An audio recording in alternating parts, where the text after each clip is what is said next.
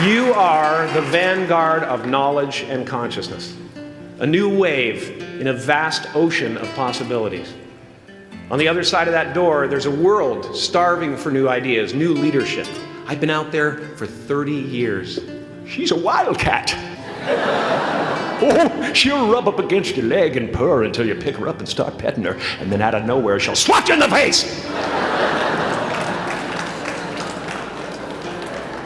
It can be rough out there, but that's okay, because there's soft serve ice cream with sprinkles. I guess that's what I'm really trying to say here today. Sometimes it's okay to eat your feelings. Now, fear is going to be a player in your life, but you get to decide how much. You can spend your whole life imagining ghosts, worrying about the pathway to the future, but all there will ever be is what's happening here, and the decisions we make in this moment, which are based in either love or fear. So many of us choose our path out of fear disguised as practicality. What we really want seems impossibly out of reach and ridiculous to expect, so we never dare to ask the universe for it. I'm saying I'm the proof that you can ask the universe for it. Please.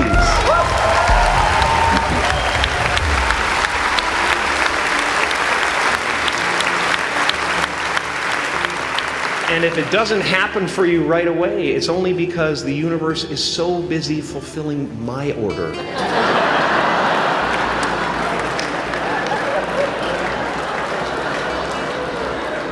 Party size!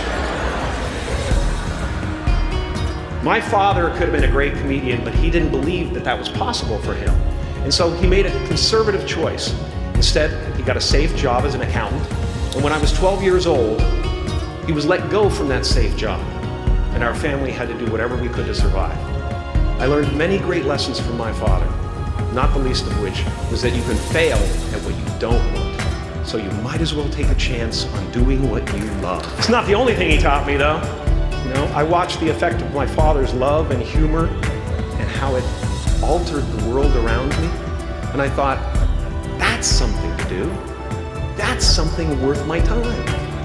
It wasn't long before I started acting up. You know, people would come over to the house and they'd be greeted by a 7-year-old throwing himself down a large flight of stairs. They would say, "What happened?" And I would say, "I don't know, let's check the replay." I'd go back to the top of the stairs and come back down in slow motion.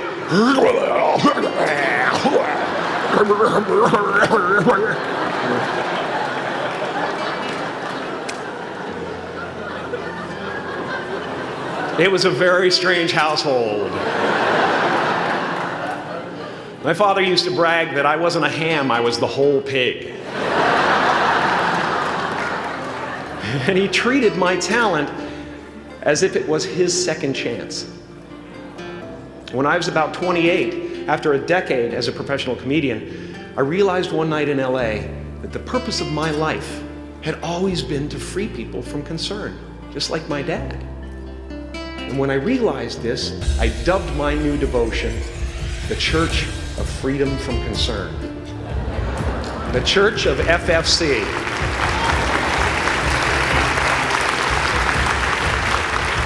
And I dedicated myself to that ministry. What's yours? How will you serve the world? What do they need that your talent can provide? That's all you have to figure out. As someone who's done what you're about to go and do, I can tell you from experience, the effect you have on others is the most valuable currency there is.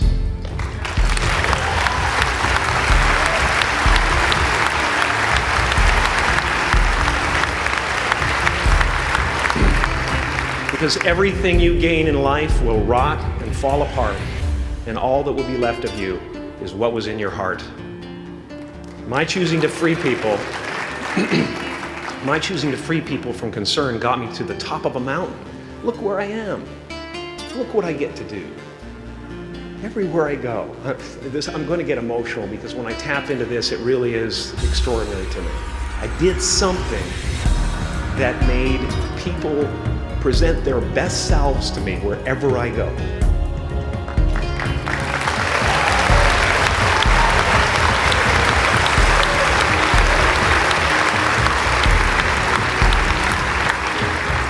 I am at the top of the mountain, and I was, and the only one I hadn't freed was myself. And that's when my search for identity deepened. I wondered who I'd be without my fame.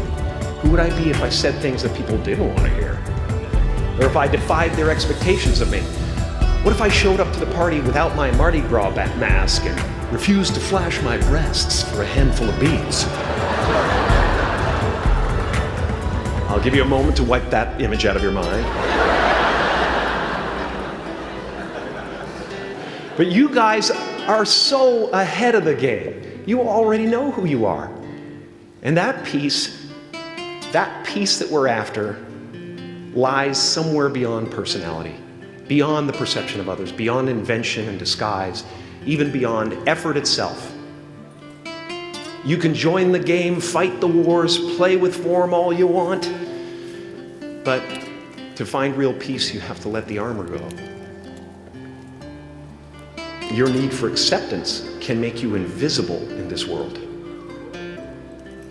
Don't let anything stand in the way of the light that shines through this form. Risk being seen in all of your glory. Here's the tricky part. Everyone is attracted to the light. The party host up at the top, who thinks unconsciousness is bliss and is always offering to drink from the bottles that empty you. Misery below her, despises the light, can't stand when you're doing well, wishes you nothing but the worst. The Queen of Diamonds, under him, needs a king to build her house of cards. And the hollow one down bottom there will cling to your leg and say, please don't leave me behind, for I have abandoned myself. Even those who are closest to you and most in love with you, the people you love most in the world, will find clarity confronting at times. This painting took me thousands of hours to complete. And when I was finished, thank you, thousands of hours, yes. I'll never get them back. I'll never get them back. I worked on this for so long. I was weeks and weeks like a madman alone on the scaffolding. And when I was finished, one of my friends said, this would be a cool blacklight painting. So I started over. Some pretty crazy characters up there, but better up there than in here. You know, painting is one of the ways, thank you. Painting is one of the ways I free myself from concern, a way to stop the world through total mental, spiritual, and physical involvement. But even with that comes a feeling of divine dissatisfaction. Because ultimately, we're not the avatars we create. We're not the pictures on the film stock. We are the light that shines through. All else is just smoke and mirrors, distracting, but not truly compelling. I've often said that I wished people could realize all their dreams and wealth and fame, and so that they could see that it's not where you're going to find your sense of completion. Like many of you, I was concerned about going out into the world and doing something bigger than myself, until someone smarter than myself made me realize that there is nothing bigger than myself.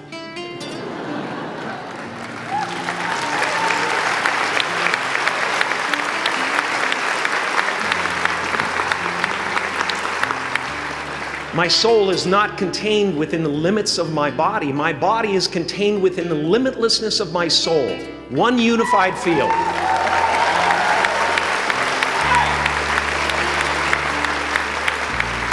One unified field of nothing, dancing for no particular reason, except maybe to comfort and entertain itself.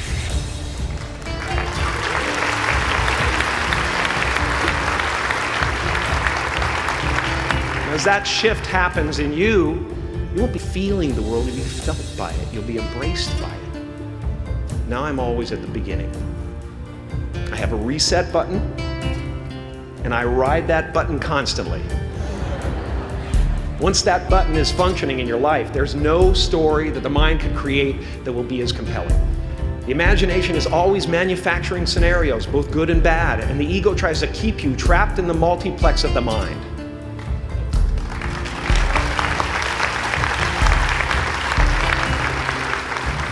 Our eyes are not viewers, they are also projectors that are running a second story over the picture that we see in front of us all the time. Fear is writing that script, and the working title is, I'll Never Be Enough.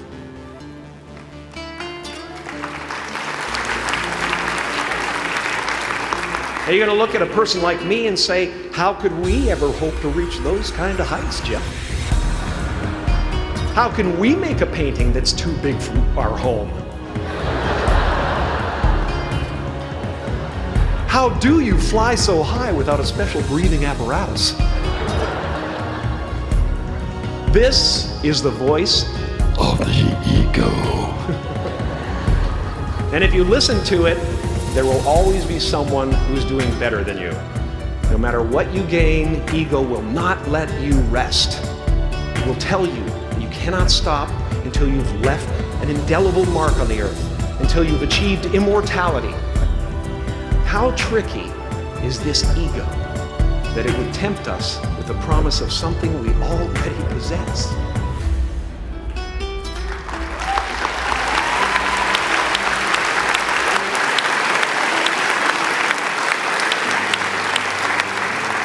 So, I just want you to relax. You know, that's my job. Relax and dream up a good life. I had a substitute teacher from Ireland in the 2nd grade that told my class during morning prayer that when she wants something, anything at all, she prays for it and promises something in return, and she always gets what she wants. Well, I'm sitting at the back of the classroom, you know, thinking, well, my family can't afford a bike, you know. So I went home and I prayed for one. And I promised I would recite the rosary every night in exchange. Broke that promise. But 2 weeks later, I got home from school to find a brand new Mustang bike with a banana seat and Easy Rider handlebars. Yeah.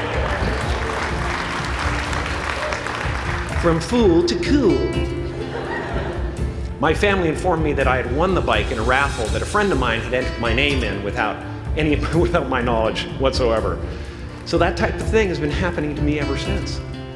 As far as I can tell, it's just about letting the universe know what you want and working toward it while letting go of how it comes to pass.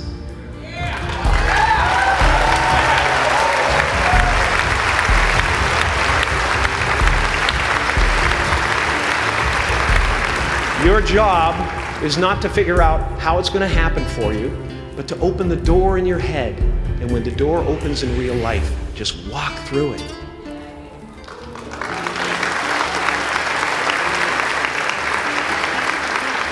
And don't worry if you miss your cue, because there's always doors opening. They keep opening. And when I say life doesn't happen to you, it happens for you, I really don't know if that's true. I'm just making a conscious choice to perceive challenges as something beneficial so that I can deal with them in the most productive way. You'll come up with your own style. That's part of the fun. Oh, and why not take a chance on faith as well?